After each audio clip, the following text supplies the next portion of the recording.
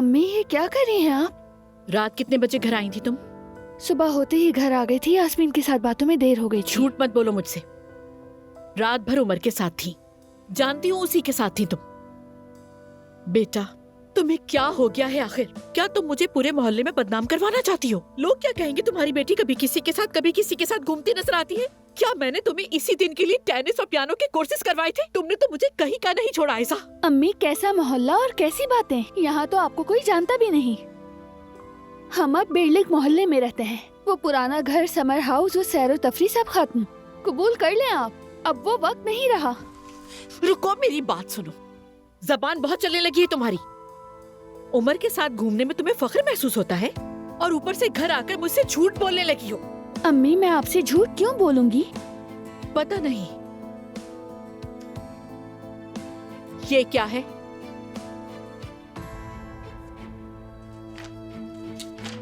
मुझे इस बारे में क्यों नहीं बताया तुमने? कल मैंने पूछा था ना तुमसे, मगर तुमने छुपाया। होशियार बन रही थी। तो तुम्हारे ख्याल में क्या ये झूठ नहीं था? माशाल्लाह, तुम दोनों ने तो बहुत ही अच्छा मंसूबा बनाया है, लेकिन तुम्हारी प्लानिंग में एक कमी रह गई है। तुम अभी शादीशुदा नहीं हो और ना ही इससे शादी होगी।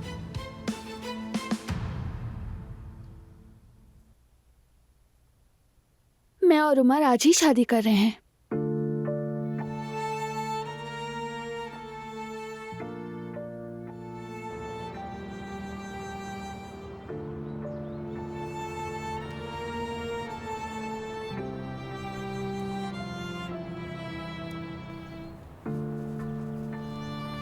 क्या बात है, यहाँ क्यों बुलाया मुझे?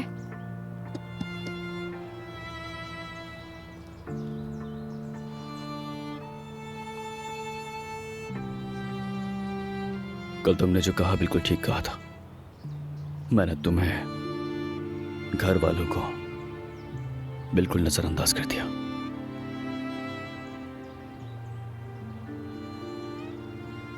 सिर्फ इसलिए कि मैं बाबा की तरह नहीं बनना चाहता था। मैं सब छोड़कर चला गया, बरसों मुल्क से बाहर रहा, अपने आप में इतना मगन हो गया कि तुम्हें भूल गया। कोई बात नहीं भाई, उसे जाने दीजिए। अब तो वैसे भी नई परेशानियां शुरू हो गई हैं। जैसे आपका आयशा को शादी के लिए प्रपोज करना, वो भी हमारे और अंजाम के बारे में सोचे बगैर। मैं कभी भी अंजाम सोचे बगैर कोई भी कदम नहीं उठाता जोया।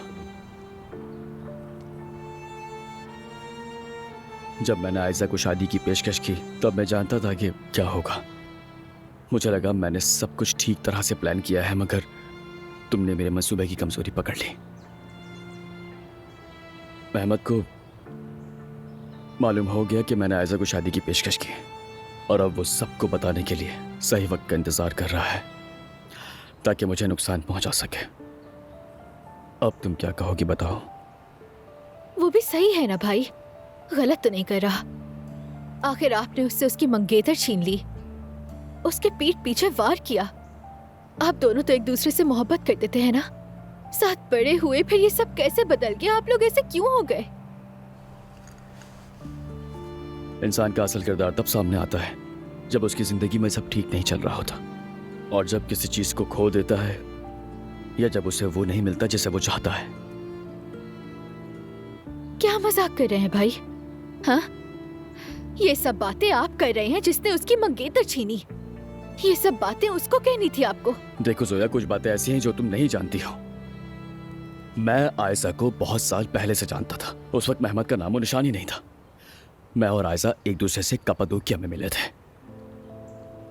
यानी भाई, ये वही लड़की है जिसका आप बरसों पहले कप्पादोकिया में इंतजार कर रहे थे? ये वही आयशा है?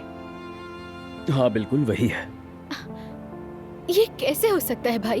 कैसा इत्तेफाक है ये? हाँ, मुझे नहीं मालूम, मगर इतना जरूर जानता हूं कि मैं और आयशा बहुत पहले मिले थे। महमद ने आयशा को बाबा की बीमारी का बहाना बनाकर धमकाया और उसे शादी पर जोर दिया। मैं ऐसा नहीं होने दे सकता था। सोया देखो, मैंने आयशा के सामने अपनी मोहब्बत रखी और उसने कबूल कर ली, और आज हम दोनों शादी कर रहे हैं। क्या? मेरे पास और कोई रास्ता नहीं। आयजा को मेहमत से बचाने के लिए और बाबा का सामना करने के लिए जो हिम्मत चाहिए, उसके लिए हमें फौरन ही शादी करनी होगी। भाई क्या आप पागल हो गए हैं? कल मैंने आपसे इतनी बातें की, सारी बेकार गई। देखें, हमारे बाबा हार्ट पेशेंट हैं। इसके अलावा बहुत सारी बीमारियां भी हैं उन्हें। खुदा ना करे अगर उन्हें कुछ हो गया तो। परेशान मत हो, कुछ भी नहीं होगा। मैंने सब कुछ सोच लिया है, यहाँ तक कि बाबा के डॉक्टर से भी बात कर ली है। बस अब तुम्हें मेरा एक काम करना होगा। ये दवा मेरे आने से पहले बाबा को पिला देना। डॉक्टर ने कहा है कि अगर वो ये दवा पी लें तो उन्हें किसी भी किस्म का नुकसान नहीं होगा।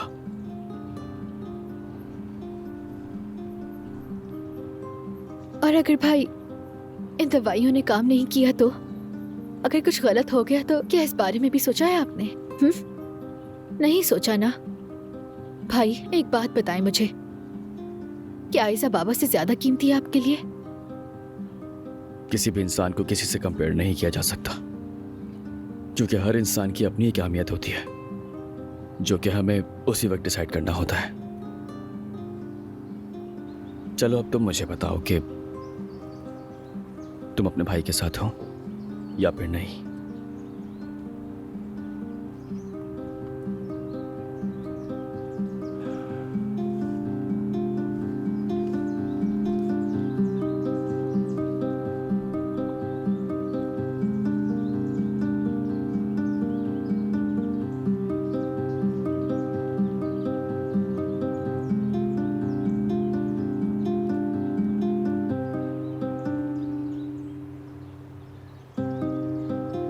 जी हाँ, समझ गई हूँ, मगर मिलकर बात कर लेते तो अच्छा होता।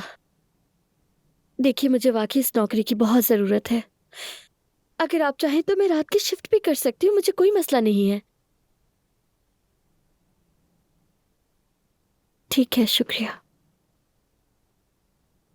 मैं आपकी तरफ से खबर की मुंतज़िर रहूंगी। बहुत शुक्रिया।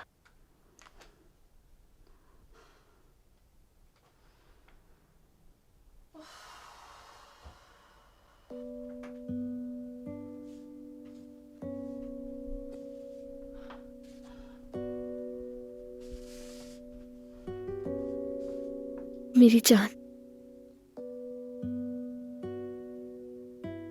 तो ये तुम्हारा सरप्राइज था?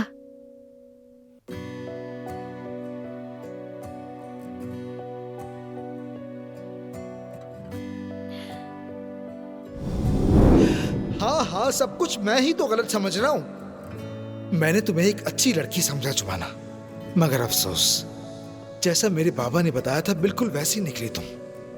क्या तुम्हारे बाबा ने क्या कहा था? कि तुम्हारी नजरें ठीक नहीं, पैसे की पुजारी हो तुम, अपने माजी को हकीर समझने वाली और दूसरों को इस्तेमाल करने वाली हो।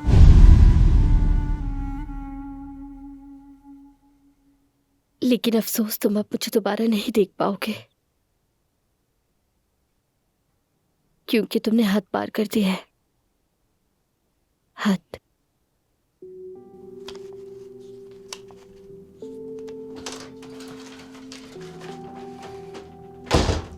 ये आप क्या कर रही हैं अम्मी? क्या आप ये सारे पैसे अपने पास रखने वाली हैं? हमने तो वादा किया था ना कि हम साथ में जाएंगे वेकेशंस पर। नहीं बेटी, मैं तो बस चेक कर रही थी। हाँ, एक बात करनी थी आपसे। वो खालदा के साथ कोई मसला हुआ है क्या? उन्होंने आपको बुलाना छोड़ दिया है, क्या वजह है? वो औरत मुझसे खुश नहीं हुई, वो जादूगरनी है। मुझे उसकी कोई परवाह नहीं। जब तुम्हारी अजान से शादी हो जाएगी तो हमारी जिंदगी बहुत आसान हो जाएगी। तब तक जुमाना काम करेगी और वो हमारा ख्याल रखेगी। अम्मी, अल्लाह ने रास्ता दिखाया है, जानती है ना? यानी मैं अजान से शादी तो करूंगी ना? मुझे लगता है कि उनके दरमियान जो फासला है वो और ज्यादा बढ़ गया है। कल से जुमाना ने अपना मुंह बंद करके रखा हुआ है। बदूल की मौजूदगी में भी वो छुपकर रो रही थी। पता है, मुझे बिल्कुल पता है। ये क्या है? ये ले, तुम्हारा लिबास और फातिमा आंटी के जूतों के पैसे। अब इसकी जरूरत नहीं है मुझे। जुमाना, तुम मेरी बात का गलत मतलब तो नहीं समझ रही हो ना? मैंने खरीदारी की कोई बात नहीं की थी उससे। देखो, ऐसा मत करो। नाज़ी, वाकई अब इसकी कोई अहमियत नहीं रही। ओजान आकर खिड़की से देखकर ही फैसला कर बैठा जैसे जानता ही ना हो मुझे। तब उसको लगा कि मैं पैसों के पीछे भागती हूँ वगैरह, और मैं अमीर लड़की तलाश करती हूँ। लेकिन छोड़ो, जो चाहे वो सोचे। या मेरे अल्लाह, कौन आया होगा? हसरत आ गई है। अभी हसरत कौन है? मेरे स्कूल की दोस्त है। अब वो मोहल्ले के थाने की पुलिस ऑफिसर है। शायद इस चोरी के मामले में कोई पेशरफ्त हुई हो, मुझे बताने आई होगी। तुमने तो कहा था उन्हें कोई सुराग नहीं मिला। हाँ कहा था, मगर मैंने खास तौर पर अपनी दोस्त से रिक्वेस्ट की थी।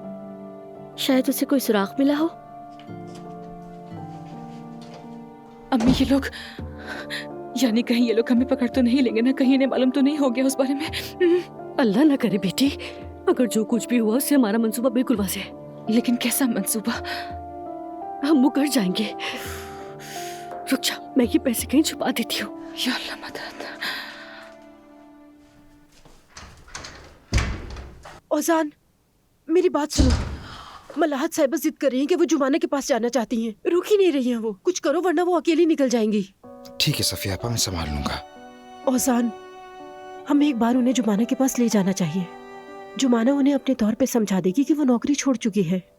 फिर शायद वो इस बात को मान जाए। नहीं सफिया आपा, जुमाना का मामला अब खत्म हुआ, समझिए आप।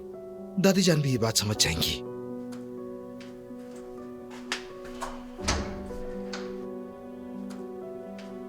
दादी जान, तुमने तो कहा था कि जुमाना के पास ले जाओगे। दादी जान मेरी बात तो सुने, मुझे आपको एक अहम बात बतानी है। क्या?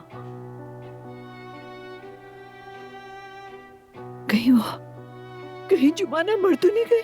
हाय, ये नहीं हो सकता। कैसे हो सकता है? वो लड़के मर गए। नहीं, ऐसा कुछ नहीं हुआ, मेरी बात तो सुने आप।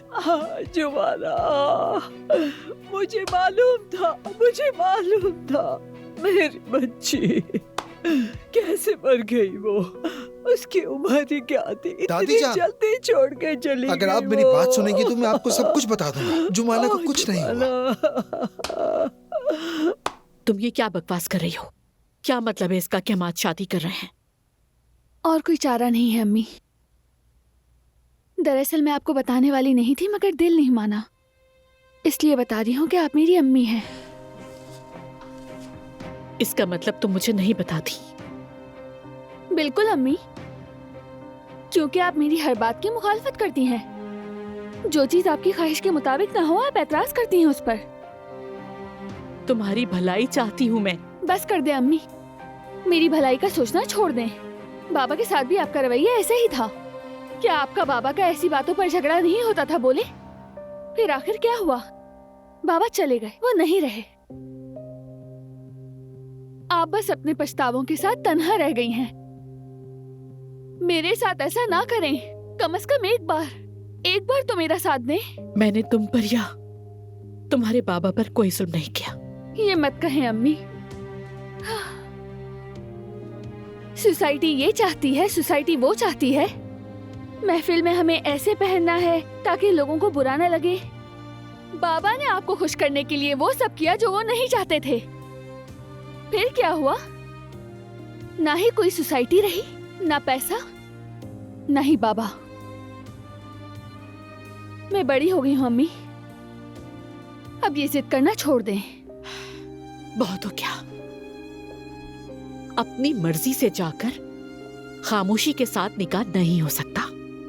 छुपकर किसी को ना बताना गुनाह के जिम्मे में आता है। याद रखो, शादी करने के लिए गवाह भी चाहिए होते हैं।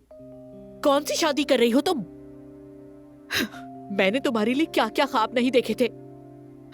मेरी इकलौती बेटी हो, धूमधाम के साथ शादी करनी थी तुम्हारी मुझे। अब आपके ख्वाब जरूरी नहीं, बल्कि मेरे ख्वाब जरूरी हैं अम्मी।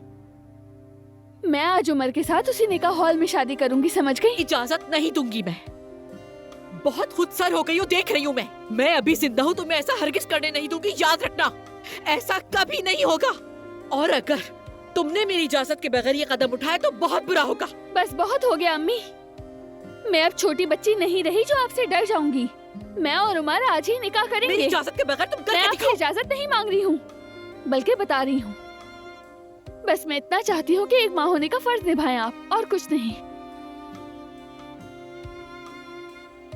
और ये बात सिर्फ हमारे ही दरमियान रहनी चाहिए। अगर आपने मेहमत को कुछ भी बताया तो याद रखें, मैं आपको कभी माफ नहीं करूंगी।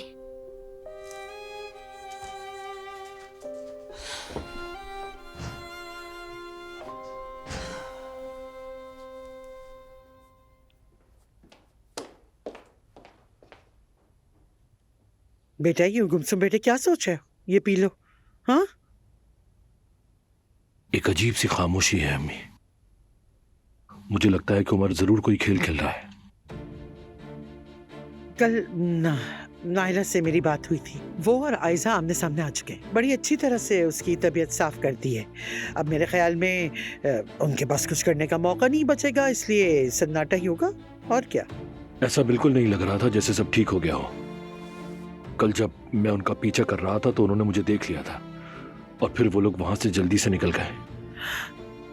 पहले तो वो दोनों बड़े लापरवाह हुआ करते थे, हाथ में हाथ डाले बेखुदी के आलम में मस्त घूमते रहते थे, मगर अब बहुत संभल संभल कर चल रहे हैं। उसे शक है कि मैं उसकी शादी के प्रपोजल के बारे में जानता हूँ, इसीलिए वो हर कदम सोच समझ कर उठा रहे हैं।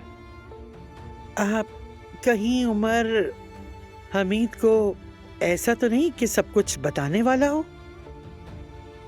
मुझे नहीं लगता। शिकार पर तो मुंह नहीं खोला था उसने। अरे बेटा मेहमत, यानी शिकार में इन बातों की क्या गुंजाइश है? हाथों में बंदूकें और दिल में राज। मैं एक कदम उठाता हूं तो वो दूसरा उठा लेता है। मैं घर बेचने के लिए निकला तो वो फौरन कूद पड़ा। खैर, गुलशा तो बिल्कुल पागल ही हो गई इस बात पर। जरा इसको टटोलो तो सही। हाँ, वो चाहती कि तुम ही दामाद बनो, यानी अगर जरा सा मक्खन लगाओगे तो सब कुछ उगल देगी वो। ठीक कहा आपने।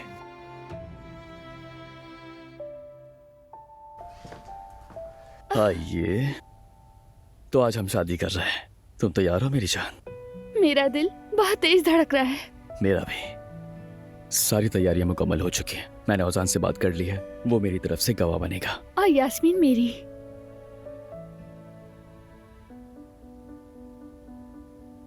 तुमने जोया से बात की है? बिल्कुल की थी मेरी जान, दवा भी दे दी उसे। तुम्हें लगता है वो मदद करेगी? उम्मीद तो यही है। मगर उसे इतनी बड़ी जिम्मेदारी देना ठीक है क्या? आखिर वो खुद भी छोटी है। जब इंसान जिम्मेदारी लेता है तो बड़ा बन जाता है। वैसे भी वो बड़ी हो चुकी है, बच्ची नहीं रही। तुम बिल्कुल बेफिक्र हो जाओ, वो अपने भाई का साथ जरूर देगी। खुश आमदीद उमर साहब। बहुत बहुत शुक्रिया आपका। शादी का जोड़ा तैयार है? जी जी बिल्कुल तैयार है, आप इंतजार करें, अभी ले आती हूँ मैं। बहुत शुक्रिया आपका, ले आइए। ये यास्मीन कहाँ रह गई? आ गई मैं। यहाँ आने वाली बस ही नहीं मिल रही थी यार, माफ करना। तो टैक्सी में आ जाती ना। मुझे टैक्सी नहीं पसंद, अकेले अच्छा नहीं लगता ना, बस में अच्छा लगता है। कम से कम उसके अंदर लोग तो होते हैं। यास्मीन, ब्राइडल ड्रेस तैयार है। यार कितना मजा आने वाला है, चलो जल्दी से ट्राई करो। अच्छा, मैं बार्बर के पास आ रहा हूँ। आखिर मुझे अपनी दुल्हन के लिए तैयार भी तो होना है। डरना नहीं होगा, सब कुछ बहुत अच्छा होगा। मैं बिल्कुल नहीं डर रही, क्योंकि तुम साथ हो। चलो फिर जल्दी मिलते हैं।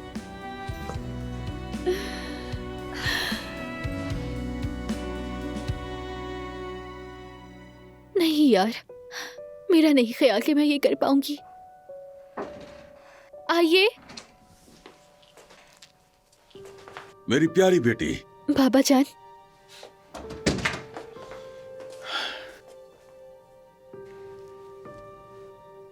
क्या हुआ, क्या बात है, बताओ मुझे। क्या मतलब बाबा? कुछ नहीं, मुझे क्या होगा?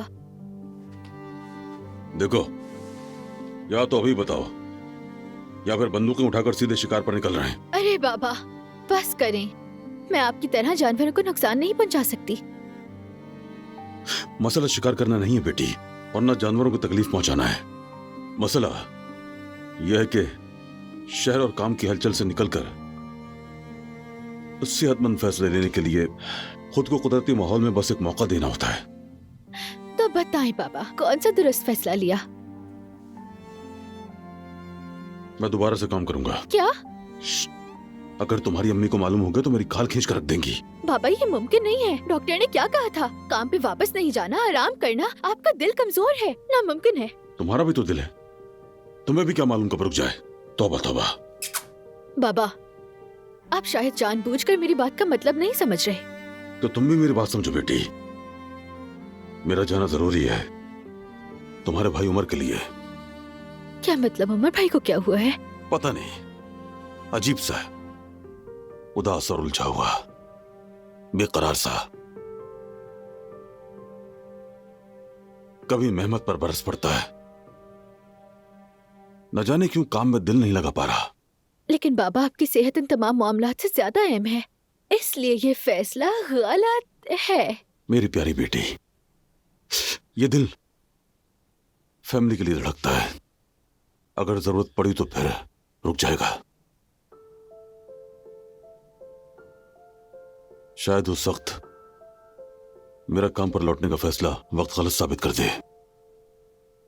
अगर खानदान के लिए जरूरी है तो मैं लम्हा भर को भी नहीं रुकूंगा, दुरुस्त तो चाहे गलत। इंसान को अपने घर वालों के लिए जो फर्ज है वही करना चाहिए। यानी अगर वो गलत फैसला करे तब भी? हाँ, यही खानदान का मतलब है, सही और गलत दोनों बोझ अपने कांधे पे उठाना।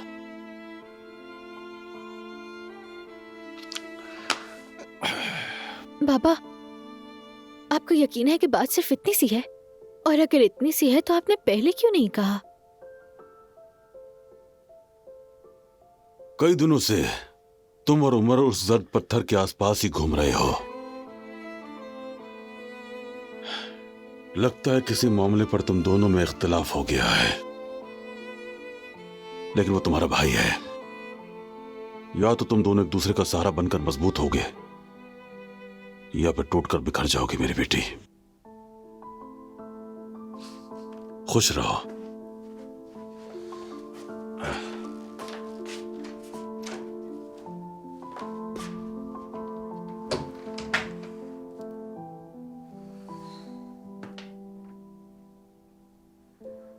दरवाजा तोड़ा नहीं गया, ना ही कोई निशान मिला। चोरी इस घर में उसी ने की है जो इस घर में आता जाता है। ये क्या कह रही हो यार, ऐसा कैसे मुमकिन है? हाँ हाँ, ये तो बिल्कुल फजूल सी बात है। इस घर में कोई अजनबी नहीं आता, सिर्फ सफिया आती है। और औजान आया था, और तो कोई नहीं आया यहाँ। चाबी भी किसी के पास नहीं। हाँ, हो सकता है चोर ने दस्ताने पहने हो, पर खैर हमारा दरवाजा भी तो पुराना है, जरा जोर से मारो तो खुल जाता है। फिर भी कोई ना कोई निशान मिलता है, और चीजें देखकर लगता है कि चोर बड़े इत्मीनान से काम कर रहा था, जैसे वो ये बात जानता हो कि इस घर में उसे कोई नहीं पकड़ेगा। आखिर कुछ चोर है वो, पता है उसने क्या किया होगा? जरूर ताकुब किया होगा। हमें घर से निकलते हुए देखा और फिर सीधा अंदर आ गया। या अल्लाह, चोर लोग भी ना। पिछले दिनों हमारे मोहल्ले में भी एक घर में चोरी हुई थी। उस चोर ने तो कालीन पर गंदगी करती थी। अगर उसने तुम्हें देख लिया तो फिर जुमाना को क्यों नहीं देखा? और इतना शोर होने के बावजूद जुमाना की आंख क्यों नहीं खुली? मैंने पट्टों को आराम देने वाली दवा ली थी, शायद उसी से नींद आ गई हो। हाँ बिल्कुल, या फिर उसने तुम्हें सोते हुए देख लिया होगा खिड़की से।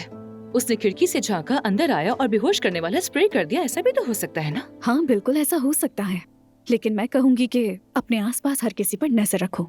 कोई तो ऐसा है जुमाना जो तुम्हें नुकसान पहुंचाना चाहता हो।